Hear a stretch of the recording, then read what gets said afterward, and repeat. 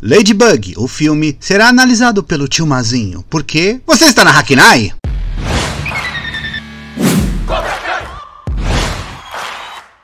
NANI? É muita coisa!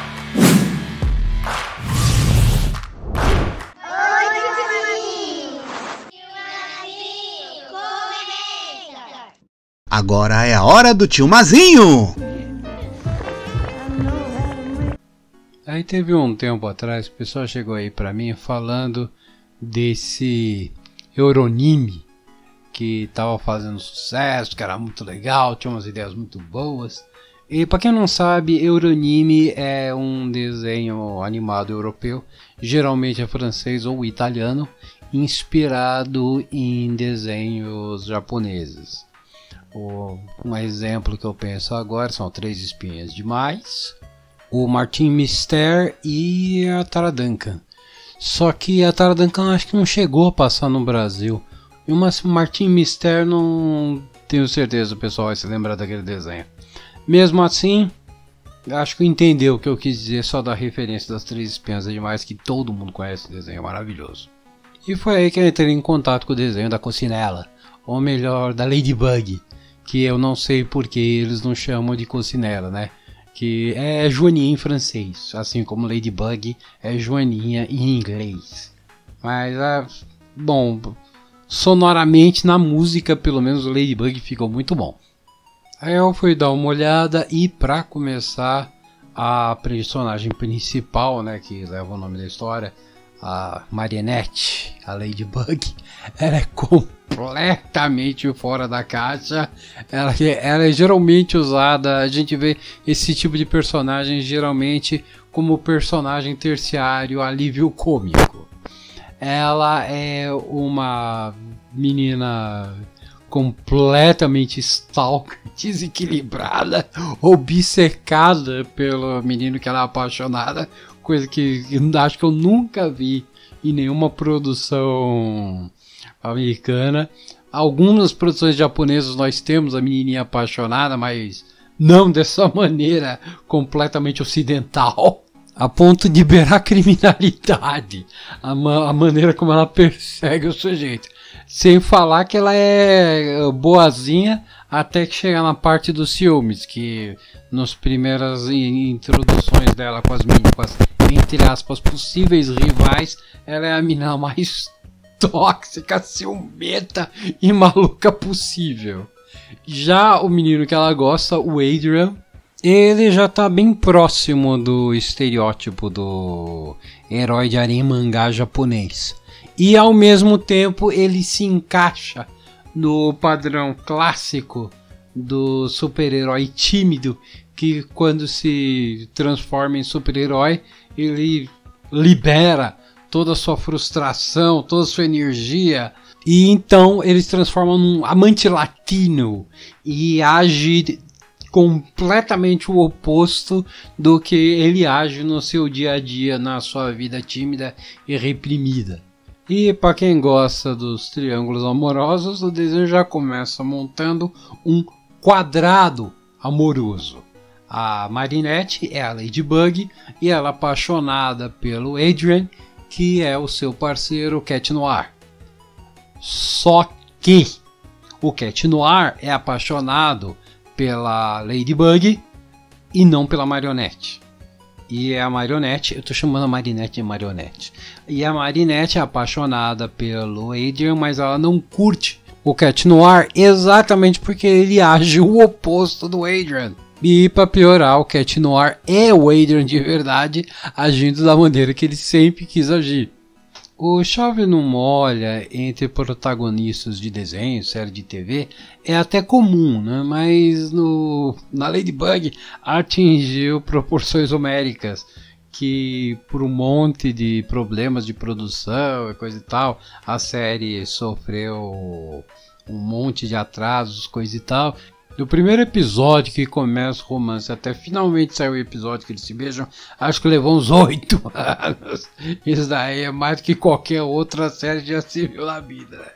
O Friends, que todo mundo fala nesse período, os personagens já tinham parado com o chove não molha, já tinham se casado, tido filhos, se divorciado, casado de novo. A série ficou famosa por ter problemas no roteiro e ter ideias muito boas que não foram bem aproveitadas, que acabavam sendo melhor nos fanfics dos fãs. A série foi originalmente desenvolvida nos moldes dos seriados antigos, que podia ser exibido fora de ordem, mas no final os escritores acabaram colocando um monte de continuidade, elementos e arcos de história, e daí quando a série foi produzida e exibida fora de ordem, acabou tendo um monte de problema, ficou meio sem sentido, os fãs tinham que fazer teorias e mapas e colocar na internet a ordem correta que você assiste, cronológica, da ordem que era exibida. Aí até teve o caso que um dos escritores começou a brigar com os fãs, porque originalmente a série era feita para criancinhas, mas muitos adolescentes, jovens adultos e até mesmo os pais estavam assistindo a série e ficaram brigando com isso, ao invés de simplesmente abraçar o seu público e adaptar para todo mundo, que nem, por exemplo, fizeram com Hora da Aventura, que também, Hora da Aventura, a ideia era que fosse mais para uma série pré-escolar. Aí quando viram como sucesso era monstruoso entre todas as faixas etárias, eles adaptaram a série para ser uma série de todas as faixas etárias. Nessa daí, dessas brigas dos autores, e principalmente um dos autores, que até mesmo se colocou num personagem da série, a gente tem o exemplo mais forte de um sucesso imprevisto e mal aproveitado. As pessoas queriam todo tipo de produto do Ladybug e as pessoas queriam todo tipo de conteúdo de Ladybug e eles não conseguiam entregar em tempo, eles não conseguiram se organizar, não conseguiram fazer as coisas, mesmo a gente tendo uma variedade de produtos da Ladybug, os caras não estavam sabendo se organizar. Principalmente temos o problema dos vilões da série, que o mundo da série não foi muito bem pensado, né? A série acabou crescendo de maneira muito disforme e desequilibrada conforme o pessoal queria aproveitar a franquia. O vilão principal da série era para ter acabado no máximo na segunda temporada, mas o pessoal ficou empurrando o vilão mais estúpido e incompetente da história. Ladybug tinha um universo perfeito para ter mais de um vilão e agora eles vão fazer mais de um vilão. Como eu falei, tem muitas ideias boas que foram mal aproveitadas. E nisso daí do sucesso, das possibilidades de fazer as coisas, surgiu a ideia de um filme. E o filme da Ladybug foi anunciado muitos anos atrás e foi falado e o público ficou esperando durante anos até que finalmente saiu agora. E infelizmente não saiu para o cinema, porque se você tiver olhos e você assistiu o filme, você vai ver que é uma produção cinematográfica. Isso aí foi feito para ser assistido num cinema. Infelizmente, Miraculous, as aventuras de Ladybug e Cat Noir não saiu no cinema, saiu no Netflix. E para quem anda vendo os nossos vídeos sabe que eu venho comentando bastante das animações da Netflix. Se você quiser ver animações originais, melhor você ter o Netflix que o próprio Disney Plus, que é o que a gente esperaria de ter boas animações. Netflix anda lançando algumas animações que estão melhores do que as que andam saindo no cinema, e Ladybug entra nessa categoria. Recentemente a gente teve aqui a Ruby, a Kraken adolescente, a Ruby Monstro Marinho adolescente, e eu falo por Cirilo, Ladybug devia ter saído no cinema no lugar da Ruby. A Ruby é um desenho legalzinho, coisa e tal, mas ele é satisfatório você assistir na televisão, não é alguma coisa que eu falo, nossa, você precisa assistir no cinema. Não, Ladybug é um filme que deveria ter assistido no cinema. A animação é muito boa. O uso de iluminação nesse filme carambola, ele poderia ter sido colocado como um personagem de tão bom que é a iluminação desse filme. Eu sinceramente não tenho outra coisa além de elogios para dar para essa animação. Ainda bem que eu tenho uma tela grande aqui em casa, porque esse filme merece ser assistido numa tela grande. Seguindo sua inspiração em animes e desenhos japoneses, às vezes a gente tem algumas séries de sucesso que elas são lançadas em longa-metragens, meio que recontando a história e fazendo um resumo de toda uma temporada. E aqui no caso da Ladybug, 5 temporadas. Algumas pessoas podem reclamar de algumas mudanças que eles fizeram em relação à série, a falta da participação de alguns personagens que simplesmente entram mudo e saem calados no fundo. Um deles que sinceramente eu concordo seria o pai da Marinette, que ele dá umas aparições muito divertidas e engraçadas e até dá uma sensação que ele vai ter no final do terceiro ato alguma importância maior que infelizmente ele não tem. O filme ele toma algumas liberdades e faz algumas coisas novas de formas original e diferente. Eles podiam ter feito isso com o pai dela, que estava muito legal. Eles tiram as partes que geralmente eu vejo vídeo de americanos reclamando, que é o fato que eles chamam lá da creepynet, que é o negócio da Marinette ser uma stalker que persegue o Adrian. Tiraram o elemento de que ele era uma celebridade. E no caso do Adrian, eles tiraram aquela coisa de amante latino que também os americanos odeiam, eles acham nojento porque eles são antissexo. Qualquer namoro, flerte e paquera que seja feita agora nos Estados Unidos é visto como uma coisa horrível, o assalto sexual. Aliás, quando começou o negócio do movimento do Me Too lá nos Estados Unidos, os franceses foram os primeiros a declarar que acharam aquilo uma coisa de gente doente e absurda, que também é realmente uma coisa de gente doente e foi resultado de um ambiente mais doente assim. Porque, pelo que eles falam, Hollywood era uma baixaria desenfreada.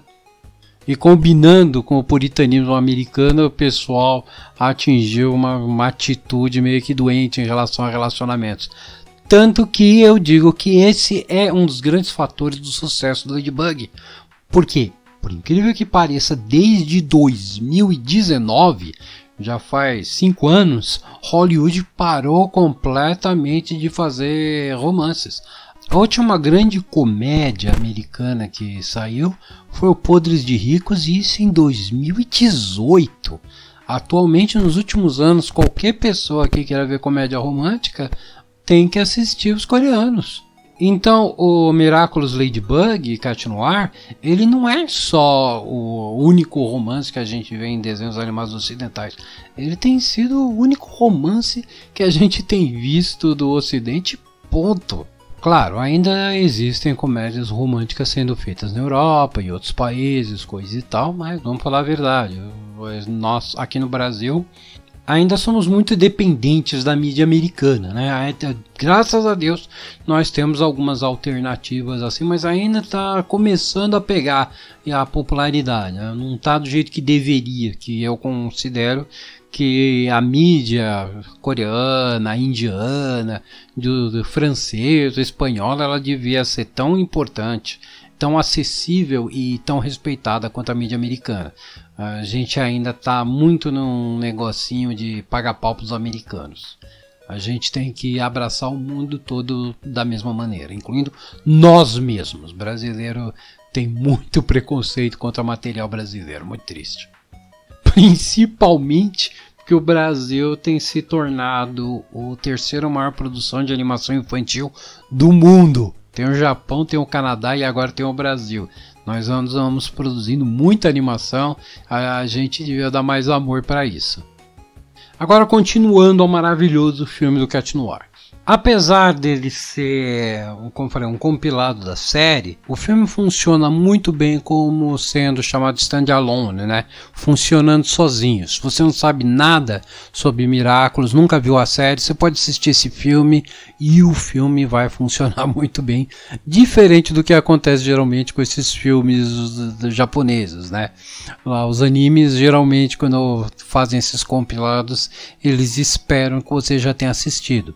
Eu sempre estou comparando com o Macross Forever Love, que foi um dos primeiros que fizeram isso. Eles pegaram a série de TV, fizeram um filme, mas nesse caso o filme funcionou perfeitamente como um filme solo, sem você conhecer a série. E ultimamente o Japão cada vez faz menos isso. Quando eles fazem um filme compilado da série, geralmente eles esperam que você já tenha conhecido a série. Uns que eu tenho reclamado, por exemplo, são os do One Piece. Os do One Piece, sinceramente, se você for assistir e não tiver assistido a série, fica meio que perdido. Aliás, os filmes do One Piece são uma maravilha anacrônica fantástica, porque às vezes eles pegam personagens que só foram introduzidos anos depois em arcos futuros e eles colocam naquele resumo de um arco que na verdade deveria ser só uma compilação das melhores cenas. Aí fica aquele negócio, ele não é uma compilação das melhores cenas com uma melhor animação para você ver na tela grande do cinema, e ele também não é um filme sozinho funcional, nem mesmo uma série que se passa numa linha do tempo diferente. É uma bagunça total e maravilhosa. Voltando ao Miraculous, ele é um filme musical excelente. O pessoal reclama muito que as últimas temporadas do Miraculous teve alguns musicais no meio que era nada a ver, porque a série é uma série que estava aí durante anos e daí de uma hora para outra começou a ter sequências musicais no meio que ninguém entendeu.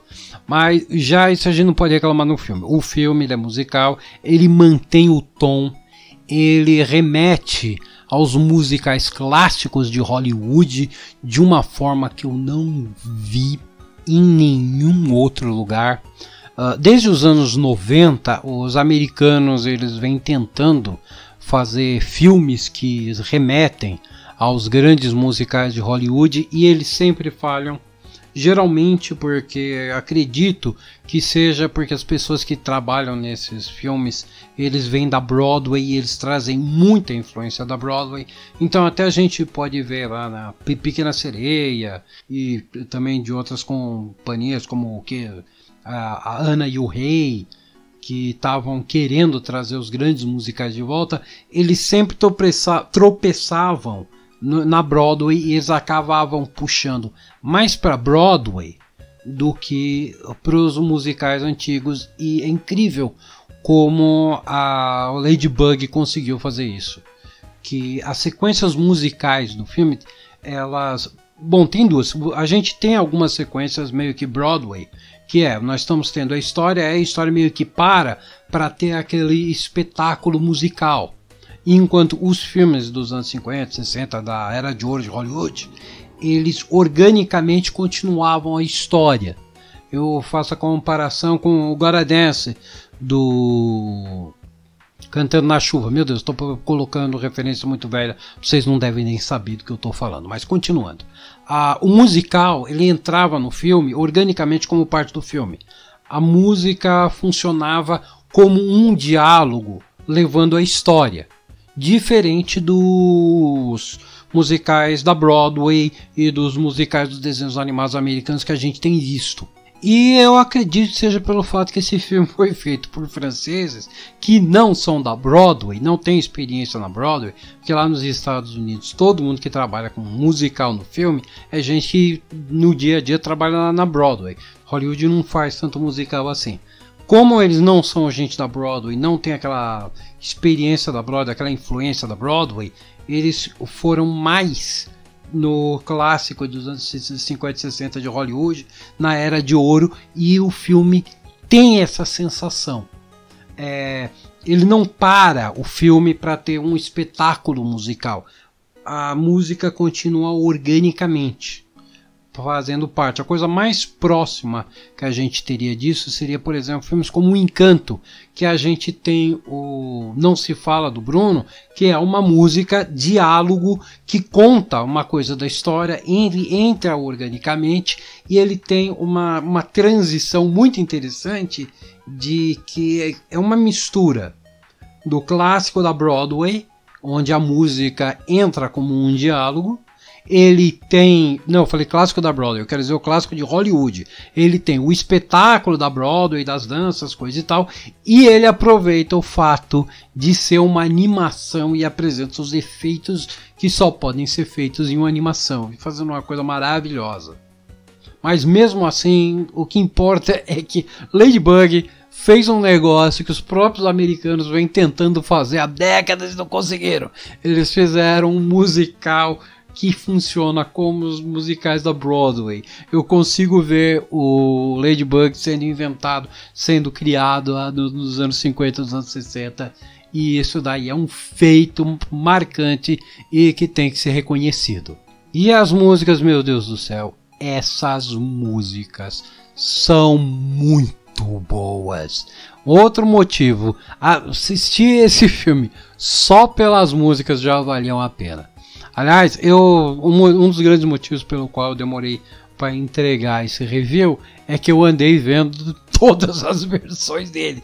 Eu recomendo, na minha opinião pessoal, eu faço a escala de que você deve assistir pelo menos, depois de você assistir, você deve reassistir as músicas e você tem que ver a versão italiana, depois a francesa original.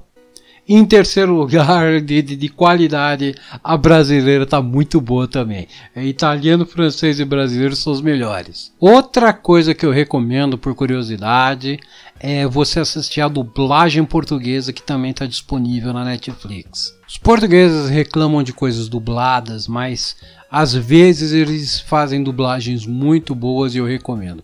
Principalmente nesse caso, ficou muito interessante. Dá para sentir que os dubladores portugueses gostam dessa série, eles gostam de Ladybug. Apesar de ser uma história meio razoável, o roteiro tá muito bom. Eu conversei com alguns amigos que tinham algumas picuinhas porque não queriam o que eles quiseram, e eu falo, não, isso daí é o resumo de toda uma série de 5 temporadas em 1h30. Não dava para colocar tudo. Eles se concentraram exclusivamente no romance entre a Marinette e o Adrian e o básico do trabalho de Ladybug. Assim como ele, eu tenho certeza que muita gente vai sentir falta de ter uma participação maior do Mestre Fu, mas como eu falei, também não dava tempo para colocar todos os elementos, todo mundo tem uma boa participação. Eles investiram no romancezinho da Marinette e do Adrian, e comparando com todos os problemas da escrita capenga da série, de longe o melhor de todos foi o Adrian Agreste. Na série de TV, eles não sabem se ele vai ser um monstro horrível, se ele vai ser um vilão idiota, incompetente, se ele vai ser um vilão trágico. Aqui no filme, eles se manteram no padrão de ser um vilão trágico e fizeram um trabalho muito bom, muito competente. Ficou o ponto alto do filme, principalmente o final, que eu considero muito melhor do que o final da série, muito mais satisfatório, redondo e bem feito.